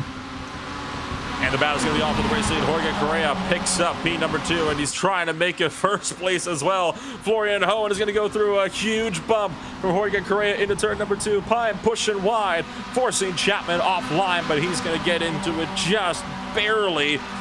And it's once again a 5, making a 6-car scrap now for the race lead with Simon Esch now in the mix of things. Correa going for the race lead now on Florian Hohen, who has so far led most of this race. Hohen still has the inside line, though. Will it be a move from Chapman as well to make it 3 wide? No siree. Florian Hohen, he'll be able to maintain the race lead, but that's for now. He's still got 23 minutes to go. This is fantastic stuff as well, and they've still got a lot of time left in this race, and these guys are pretty much going at it. It's the final race, and these guys are like, yep, gloves are off, time to go at it already, and we ain't waiting around. Not waiting around at all. They know that you got the Movano drivers that are slowly making time up behind them that are going to be trying to make a run through and go for the race lead. It's not going to be an easy run for these drivers to try to get themselves sorted out throughout the course of the day. Now, of course, Florian Hohen started in 3rd place, and he is already up into the race lead. This is good news for him, especially since he had a rather abysmal run after being collected in one of the major crashes of the opening laps in the opening race of the day, race number 1. Now he's going to be on defense against Jorge Correa, who's going to try to find his way past in that 29 machine. Dave Chapman going to try to follow suit as well. Correa pushes wide. Chapman's going to go up to 2nd place, but Florian Hohen's got the run, and he's actually going to potentially look to maybe help out Jorge Correa here, maybe gives him a little bit of a tap, using the draft, looking for the middle line. Here comes Niels Pine trying to make it 2 wide, 2 rows deep, and Dave Chapman going to breeze around the outside of turn 1. He goes to the race lead.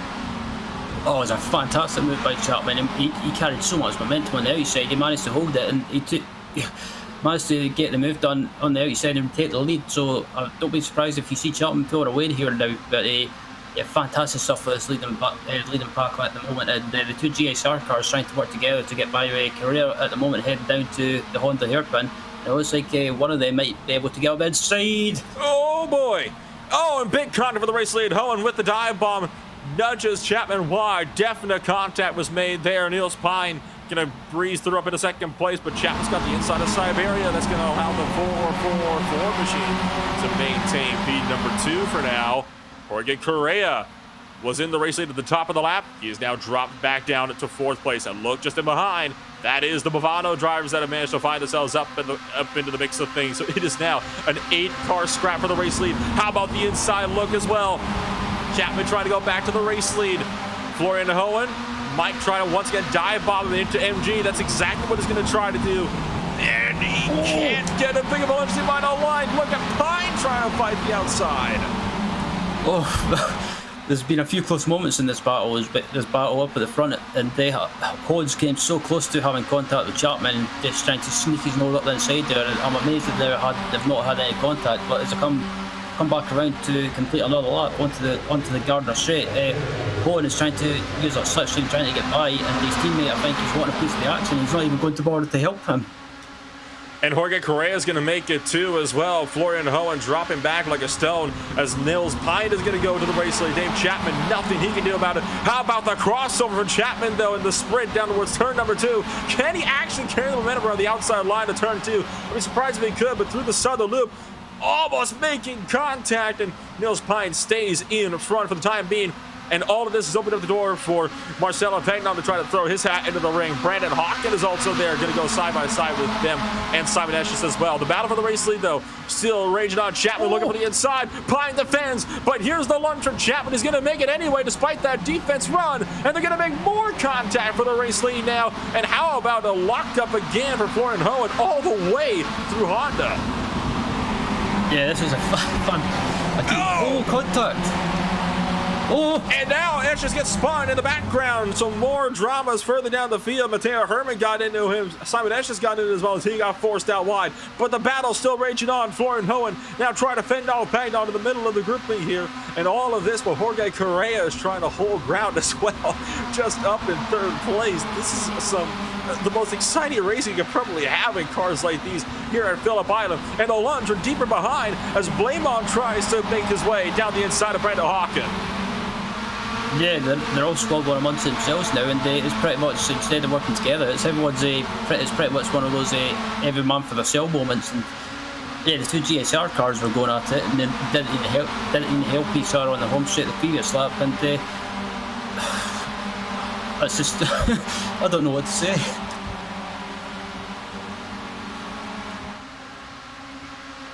Marcelo Pagnon trying to run down Florian Hohen. The battle is still on for the race lead as well. Chapman looking for the inside of Niels Pine, but not close enough to have the look.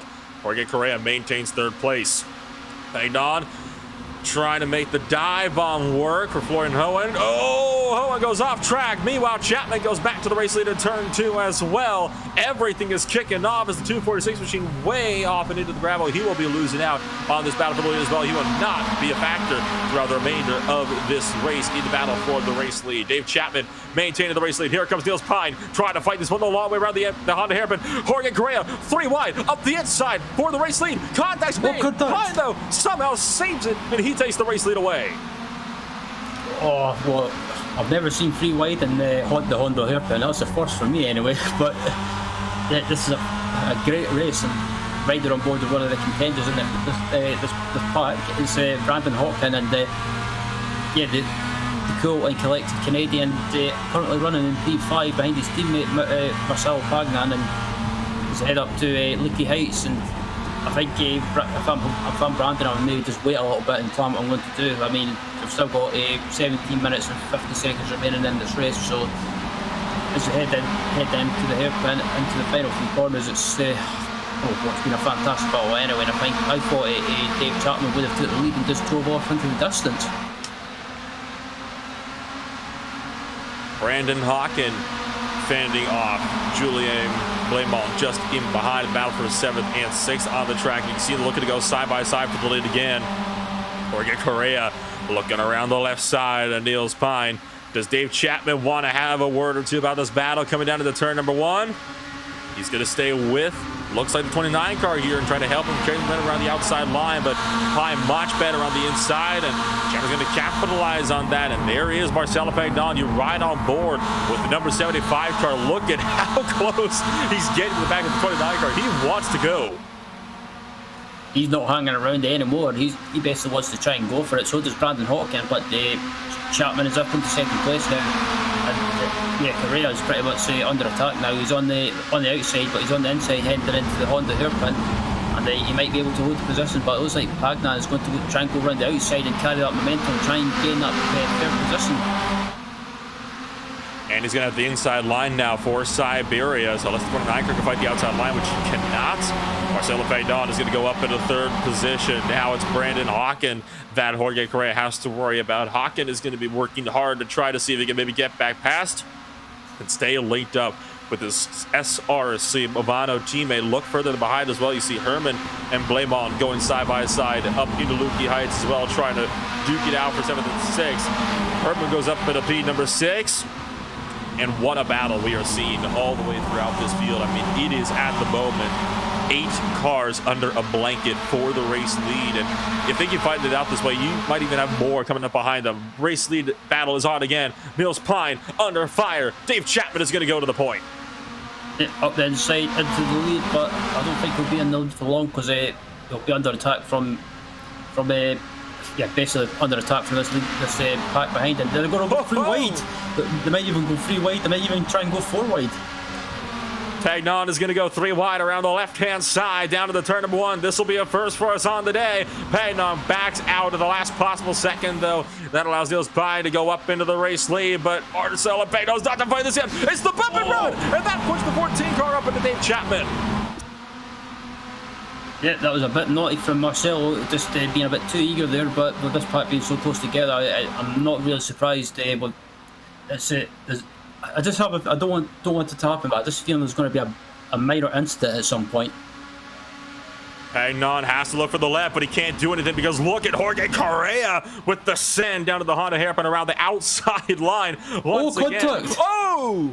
Pagnon gets tipped around, I believe, from Dave Chapman. They're going to be 3 wide and they're running towards Siberia. And now for the middle line, it's Brower that's going to back out from this one. And Pagnon getting into a bit more with the 84. What happened to the 75 car? I think just got tapped by the Dave Chapman, the 444 machine coming around through Honda. I think he did, but they call up to Lucky Heights, and they're looking back at the replay now, and I think they all go into the hairpin, and it looks like Chapman right there. Yeah, just got tagged ever so slightly by Chapman. It's a great save, though, and they're not done battling now yet. Chapman down the inside of Almeida into MG. Meanwhile, you can see there's Bruno Almeida getting sent wide as he's in a battle with Linus Tech now at the moment, and Hans Pullmans is in the thick of things as well now in the background. So all of this has meant this is effectively now at just about an 8-car scrap for the lead, and that means that your race leader, or former race leader, Dave Chapman at the top of the lap, is all the way down to about 8th place now, side by side for the lead once more. Pine versus Correa, Potentia versus Hawkin now. The 98 car, though, going to take the smart move here. He's going to tuck it in line. He's not going to go for a battle like this just quite yet. Looking, though, maybe for the outside of the Southern Loop. And yeah, look who else has joined this battle as well now. It's, he's been pretty quiet for most of the race, but look who's joined now. It's Julian Blamont. Blamont is going to throw his hat into the Rain 36 car. Has been doing good work so far. Started 10th place. He is now up to 4th. And he's trying to make that a 3rd place finish as well. And he's going to try to send one up the inside of Hawkin. Meanwhile, there's the lunge from Niels Pine on Jorge Correa. Put Niels Pine back at the top of this thing. A switchback pass over Jorge Correa gives him the outside line for Siberia, and Correa trying to fight the outside line. Blamont, meanwhile, trying to make the outside work around Brandon Hawkin. Correa couldn't make the outside work on Niels Pine. That has put him under fire from Brandon Hawkin as they duck their way through Hayshed.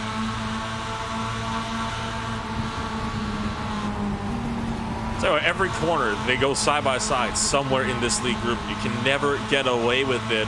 Blamon has the inside line for MG, sends one up the inside of the 98 car, Brandon Hawken, and Hawken, he's going to be able to maintain that third position as he carries the momentum that he needs around the exit through the outside line. Yep, and Marcel Bagnan, even though he had that issue, being tagged around ever so slightly, he's back up to the rear of this league group now, and back onto the home straight now to complete another lap. Carrera's going to be Carrera's making the move, I should say, heading down the home straight, trying to go on the outside, and Brandon Hawkins trying to follow him through. Trying to give the push to the 29 car and coax him around the outside line, but Niels Pine is just so much better through turn 1 than these other guys are. Correa going to be fighting the inside line of the southern loop, and this time Hawk will try to follow him through. Pine tries to close in and pinch him in to cover him off, but that doesn't help anything. Brandon Hawken going to be just tucked into the line over there in P number 2, but here comes Niels Pine, who's going to try to come back at him. He's going to retake second. He's going to try to retake first, trying to go around the outside line of the Honda Hairpin. Pagnon on the inside now with Brandon Hawkins. Once again, we're too wide, so many rows deep through Honda, and we've been this way for about 20 minutes now. This is absolutely insane, and now it's the sandwich contact with Brandon Hawkins punching into Niels Pine while also getting slammed by Herman from behind. Yep, and I think if anyone's watching this on the broadcast, this race on the broadcast, I should say, and you're thinking about signing up to the series, I think this race is proof that you should sign up, and this is why. It's just great close racing. You saw Pagnon trying to make it too wide with his own Bavano teammate Brandon Hawken. This could be crucial here if Pagnon decides to start duo with his own teammate. They need to work together in this grouping to try to work their way up. I know that Pagnon could have also been trying to keep Herman at bay. If that was the case, it certainly seemed to work. It's a tight situation, though, that a lot of these guys find themselves in. All that side-by-side battling has allowed Correa to build a small gap, but that gap is not going to last forever. Meanwhile, Hawken makes the move finally on Niels Pine. Doesn't want to wait around too much longer. The 14 car is going to be boxed in here unless he can try to make some desperate move on the 29 car, but that he can't do. And Hawken doesn't have a big enough run. Niels Pine pushing wider through turn 1. That opens up the door wide open for Hawken to breeze past around the outside line. Oh, can he just about hold it? He's got the momentum just about. I thought they were going to go free wide there, but it looks like Hawken's got the outside, and we've been on the outside. He'll have the inside line for the Honda corner. So it looks like he's just in front at the moment, but this is allowing the leader Jorge Correa just to breathe a little bit. Oh, and Herman getting a hole too close for comfort with Marcelo Pagnon. You go sideways in the braking zone, it's almost a guaranteed disaster for everyone involved, along in front and behind you. Hawken being forced onto the grass now just a little bit by Niels Pine, all the way out through turn number 5, and he pinches him in response in Siberia, and Hawken finally secures P6. Look at Herman, though, tested the limits of the racetrack. He goes 2 wheels off on the right-hand side. Pagnon trying to find the outside line around Niels Pine through Haitian. Here comes Herman now trying to fight back as well. It is just complete insanity all throughout the racetrack. There's so much going on, you don't know what to look at. Yeah, absolutely. This is a fantastic race, and I've just about ran out of words to describe this race, but it's been absolutely fantastic. And up at the front still, it's Carrera leading, but Hawkins is up into second place now, and just behind him, not too far away, is Niels Pine, and Pine's off the track. Way off from Niels Pine. He's going to be losing all of those spots that he'd been working so hard to keep control over. Started 8th place. And now he's all the way down to 10th and out of the drafting battle up in front as well. Now the only battle that side-by-side was Linus Tech now with Bruno Almeida coming down into turn 1. But that battle is single-filed its way out as well. Maybe not for long. Tech now once again trying the outside line of the southern loop. Look out for Almeida as he breaks the back end out sideways on entry, but he brings it back and holds it and holds on to the position as well for 7th place. How about you look up though to the race lead? Brandon Hawken has caught Jorge Correa, and he's looking for the inside line through Stoner up into Honda now. Can he get this move done around the outside line? Correa's been so good on entry though on the inside line of this. Not going to happen. And in fact, the teammates from Movado are going to go side by side on corner exit. Yeah, absolutely. And yeah, I don't think the two teams will fight each other too hard at this stage towards the end of the race. So I think they might work together and try and get by Carrera, maybe try and do a bit of bump drafter on the home straight. Chapman works his way up past Matteo Herman just in the back. Got the run out of Siberia because Herman pushed a bit too wide for his own good. They can't be, behind Jorge Correa for long, though, because he is backing them up and the rest of these guys back here. And the last thing they want is to be under fire for second to third place, because it's going to make it almost impossible for them to try to go for the race lead as well. They need to be the ones making these moves out here in the field, trying to get up to the race lead and then staying up there in the race lead as well. They're starting to catch Ian Cabana. We saw crash in the opening laps. Cabana could play a factor if he opts to not get out of the way. Absolutely, he could be one of those people that might just be able to help Carrera with when it comes to the slipstream. But it looks like Hawkins has got the run, he's got the slipstream, he's going to go try and go on the outside, heading down to turn one, and it looks like Pagnar's going to try and follow through it, and it looks like Hawkins might just be slightly in front heading into turn one, and Carrera tries to fight back. Correa trying to fight that one around, but it's not going to happen. So Pagnon up into P number 2 now. Dave Chapman going to move up into P3s. So that means Correa has now lost 3 spots in just one straightaway and one corner. He's gone from first, lost first place to Brandon Hawken, lost second to Pagnon, lost third to Chapman. Trying to get a third back from Chapman, though. Tried the inside of Stoner. That didn't work out for him, though. It's not close enough to go for a proper scent in a Honda. One driver who is close enough, though, is Herman. Is going to fight the outside line around Jorge Correa. On corner exit, look out for Correa. He spins off, and he almost hits the tires. He keeps it out, but it's disaster for the 29 car. He has been fighting for the win the entirety of the race so far, and now he tumbles outside of the top 10.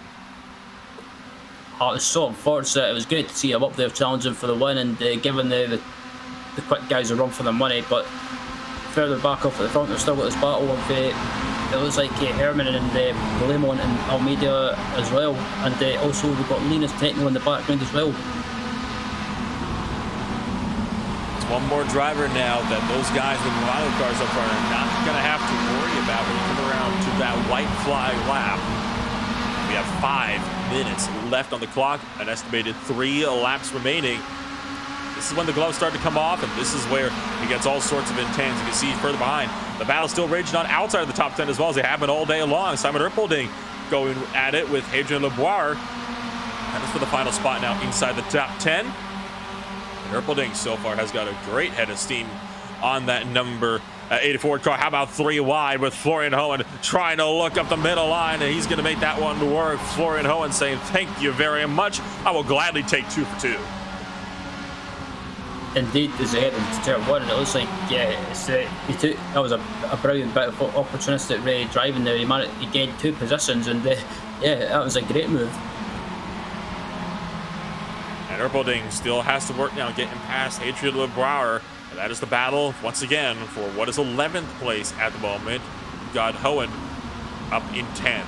In the battle for the race lead, you've still got these top 3 drivers looking to go side by side. As well as that, you saw Tech now trying to work a spot up on Bruno Almeida. That didn't go anywhere further. In the back, you got this battle for 10th place, which looked to be side by side as Adrian Lebrouwer makes his way up, and he will still hang on to P11.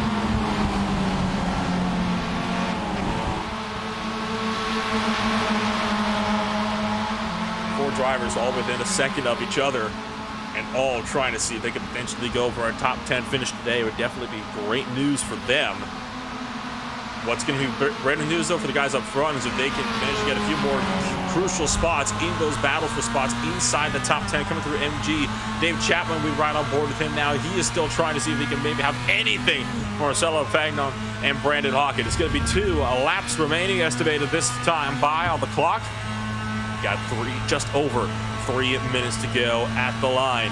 The drafting battle is on, and you have to wonder, does Movano do battle with each other? The answer to that is going to be yes. Pagnon is going to go back to the race leader, make an attempt for it, at least with Brandon Hawken. Drop back down to second. Here comes Chapman. Chapman's going to make it 3 wide into turn number 1, and that means Pagnon is forced to back out. Hawken is forced to back out. Chapman's trying to make a run up into second place, but maybe not for long. Here comes Hawken trying to go back down the inside for the Southern Loop.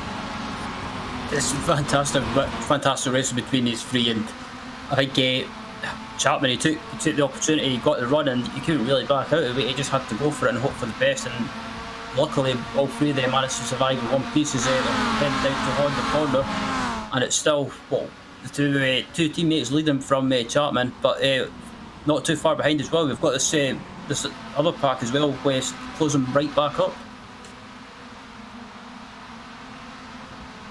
Marcelo Pagnon desperately trying to see if he can go for a win. He was second in the qualifying race, first in race 1, trying to go first place in race 2 as well. It has been a Movano 1-2 in the qualifying race and in race 1.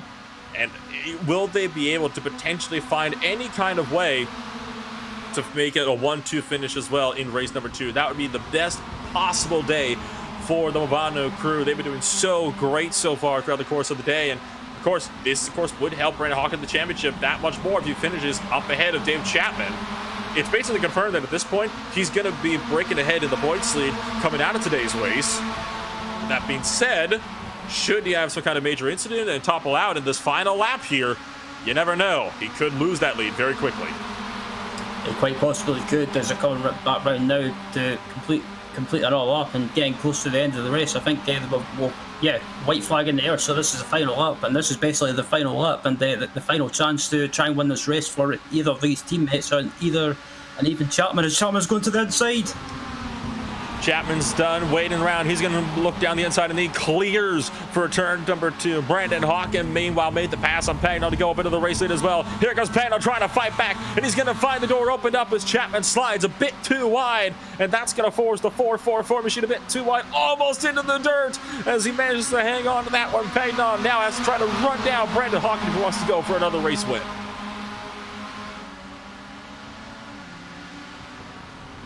And side by side, Pagnon trying the inside line as Dave Chapman, there's contact made just in behind. Almeida getting into it with Herman. Meanwhile, it's Dave Chapman off the track. Pagnon breaks ahead, and that means it could be a clean run for the Movano cars in the 1-2 finish up in front. It possibly could, and both of them are just managing to break away from ever so slightly from Chapman, and Chapman was lucky not to clip the dirt and possibly spin, but he's under attack now from Matteo Herman and also Bruno Almeida and Linus Techno in the background as well. So Chapman is, I think he kind of blew his chance to be involved in this battle for the win now, and I think it's between the two teammates as it come down to the hairpin now. Final time for the MG hairpin today, and it's a clean exit for everybody involved. There's still a lot of draft left to go. Pagnon might still have a chance, and it's going to be a huge draft run that he's going to have on Brandon Hawken coming on up to the start-finish line, coming around turn number 12. He's already a little bit faster coming off of the exit. Is it going to be enough for Pagnon, or is Brandon Hawken going to get the win? Hawken weaving across the track, trying to break the draft. Pagnon trying to run him down, but he's not going to get there in time. Brandon Hawken is going to win race number 2. And an unbelievable battle. The gap so far that we've seen throughout the course of the day, it was just 19 thousandths of a second in the consolation race, about half a second or so in race 1, make it just over a 10th in race number 2. Thrilling racing all throughout the grid for the entirety of the event today. It's been a great meeting here at Phillip Island, and all the qualifying race and basically all the races we've had today has been absolutely fantastic. But I think this last race is probably, well, that was an absolute stormer. An absolute barnstormer of a race. Movano takes a 1-2 finish in the qualifying race, race 1 and race number 2. So with all of that said and done, let's take a look at your official post-race results. Brandon Hawken brings it home with a Movano 1-2 finish yet again over Marcelo Pagnon by just over a tenth of a second. It's Dave Chapman to round out the podium drivers with Matteo Herman in 4th. Bruno Almeida is in 5th. You got Linus Tech now down in 6th. Julien Blamont in 7th, and Hans Pullman in 8th place. All of those drivers were never they were never more than a couple of seconds away from each other throughout the entirety of the event tonight. Niels Pine is in 9th place. Florian Hohen rounds out the top 10. That means it's Jorge Correa in 11th, Eric Antilli in 12th, Hadrian LeBrouwer in 13th, Nick Martin in 14th, Hanno Weber in 15th, Simon Erpelding in 16th, Rachel Williams down to 17th, the last driver on the lead lap, with Ian Cabana in 18th, Simon Esches and Neil Middleton not finishing the race 2 tonight. Unbelievable stuff today. Yeah, absolutely fantastic, and well, it's proof yet again that why the Club Cup is so popular and why everyone loves to race in it, because well, you get great racing like that, and especially that last race, the battle up at the front, it was absolutely just a big pack battling for the win, and yeah, that's why I love calling these races, and that's why I love this MX-5. It honestly couldn't be a much better car for a Club Cup series. I mean, it is consistently, one of the greatest cars you can find on iRacing. If you can get you can get some of the guys to race with, especially like the Formula V's in that regard.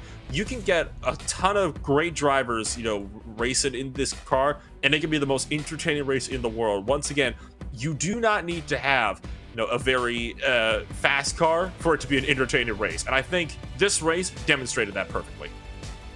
It absolutely did, and this is why I love this car as well, because it's not, it's not like a high downforce car or high-tech GT car, if you like, with loads of downforce, ABS, traction control, any of those silly gimmicks. It's more just down to the driver, and it requires you to be smooth, but also with this car as well, you get great close racing, like we saw in this last race of the evening. So waiting on a couple of drivers to come on over and give us a bit of a chat so far at the end of this one. But that means, of course, that you look up to the next race, right? And it's a much more technical track than the one we saw today. It's going to be when the ClubSport Series comes around to Mid-Ohio at the Mid-Ohio Sports Car Course back stateside. And that should be an entertaining race of its own. I mean, that's all the way at the end of October, yes, but I mean, that's one of those racetracks where you only really have one good passing opportunity, and that's down into turn 6 at China Beach. It's an incredibly technical track. It's much more tight and winding than Phillip Island here. It's a lot narrower. It can make for a very entertaining race of its own right. It can, and Mid-Ohio is one of those tracks as well, but it's not, I find anyway, it's not about being in the slipstream and being there to pick up the people, use that slipstream to your advantage, basically. I think it's more just down to having the luck, and just, it's so difficult to pass around there. You've kind of got to nail qualifying in a way. Qualifying is going to be oh so important. You can even see this overhead shot. I mean, look at how much it winds through. Not so much green fields to dice through. It's more of a forest sprint that you have to duck through, and a lot less runoff area to work with as well. It should make it a very entertaining race. But that is going to mean that we can now finally bring us over the drivers to give us a bit of a chat today. And we're going to start it off with the driver that wins race number 2. And he has been a part of the Movano 1-2 finish in the qualifying race 1 and race 2. So Brandon Hawken joins up at the broadcast booth. And Brandon, to say the day was a success, I think is a massive understatement. Well, thank you, man. Yeah, that was it was definitely a success. 1-2 for both races for Movano, so that was awesome. Had a really good time there with Marcello. We were working together really, really well. And man, that second race, it took a few years off my life, probably, I think. But yeah, I'm glad to come home 1-2 for the organization. And wow, yeah, it was just great racing, and man, really intense. I think the intensity has to be said played a big part to the draft that was such a huge factor throughout the course of this race, a lot more so than we saw at the Twin Ring Motegi. What do you think that was? You think that was part of what made this race so difficult as well for you guys today? Oh, definitely. Yeah, you could never get away from anybody, I don't think so.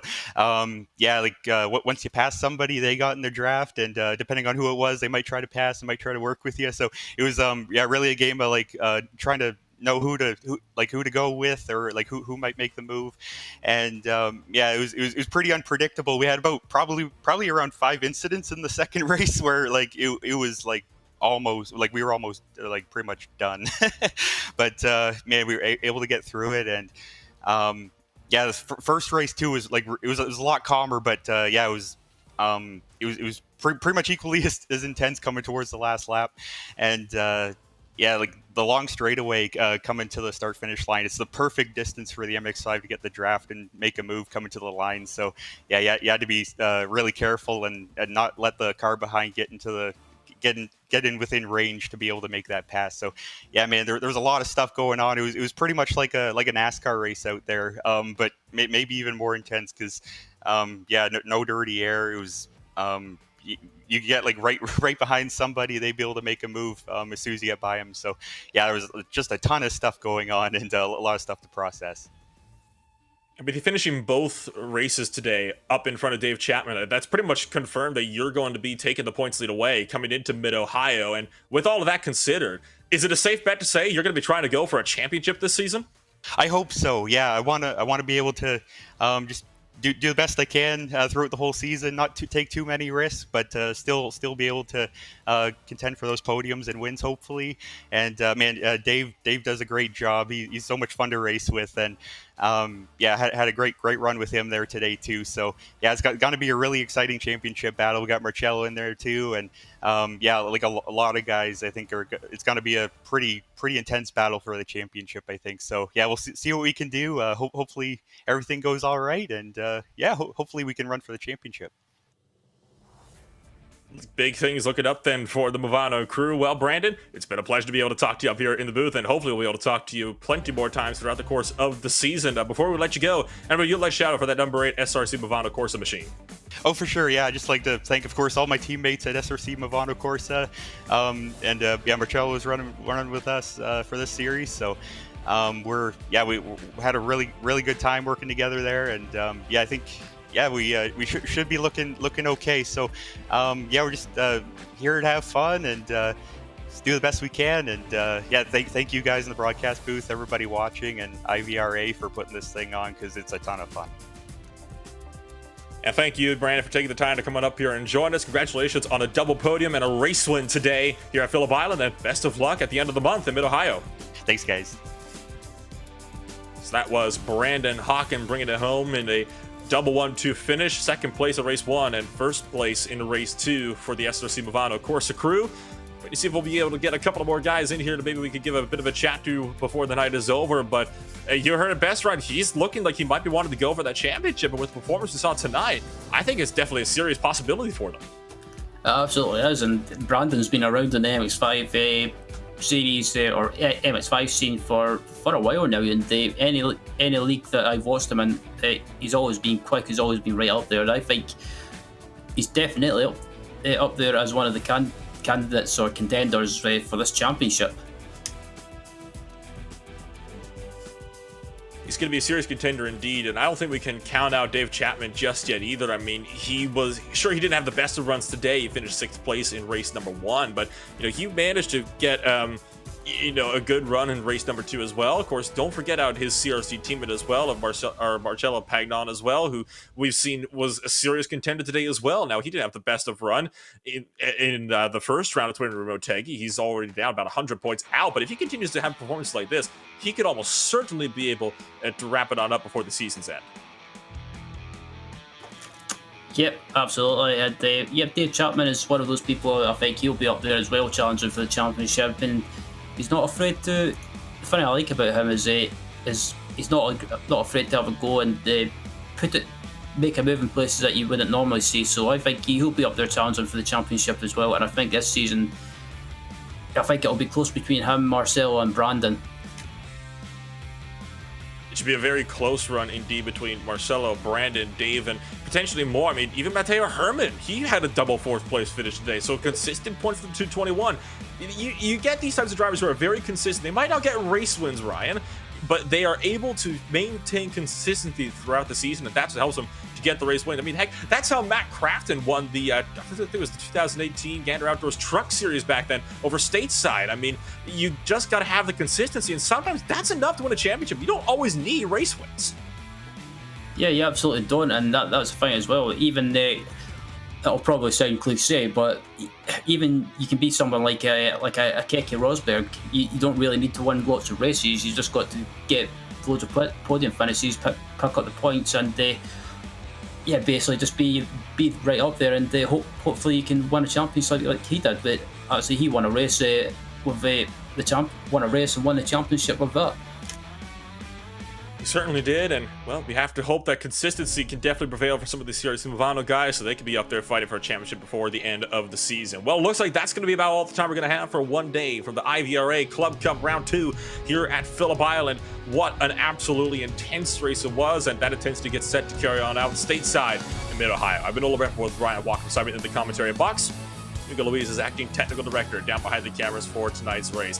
Thank you so much for joining us on a Saturday, Monday afternoon or evening, wherever it happens to be where you're racing with us today. And we can only hope that you'll be joining us next time on October the 30th for round 3 of the IVRA Club Cup in the fall season.